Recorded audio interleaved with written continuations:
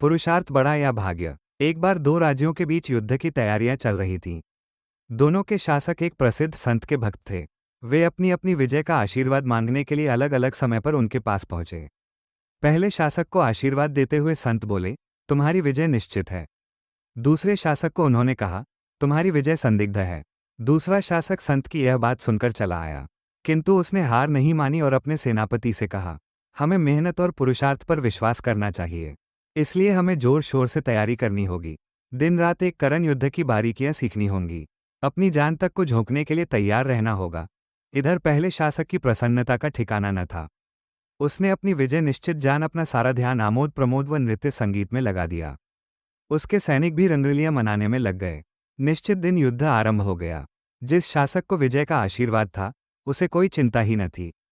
उसके सैनिकों ने भी युद्ध का अभ्यास नहीं किया था। दूसरी ओर जिस शासक की विजय संदिग्ध बताई गई थी, उसने व उसके सैनिकों ने दिन रात एक कर युद्ध की अनेक बारीकियां जान ली थीं। उन्होंने युद्ध में इन्हीं बारीकियों का प्रयोग किया और कुछ ही देर बाद पहले शासक की सेना को परास्त कर दिया। अपनी हार पर पहला शासक बौखला गया और संत के पास जाकर बोला, महाराज, आपकी वाणी में कोई दम नहीं है। आप गलत भविष्यवाणी करते हैं। उसकी बात सुनकर संत मुस्कुराते हुए बोले, पुत्र, इतना बौखलाने की आवश्यकता नहीं है। तुम्हारी विजय निश्चित थी, किंतु उसके लिए मेहनत और पुरुषार्थ भी तो जरूरी था।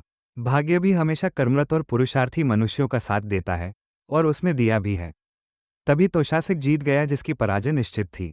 संत की बात सुनकर पराजित शासक लज्जित हो गया और संत से क्षमा मांगकर वापस चला आया।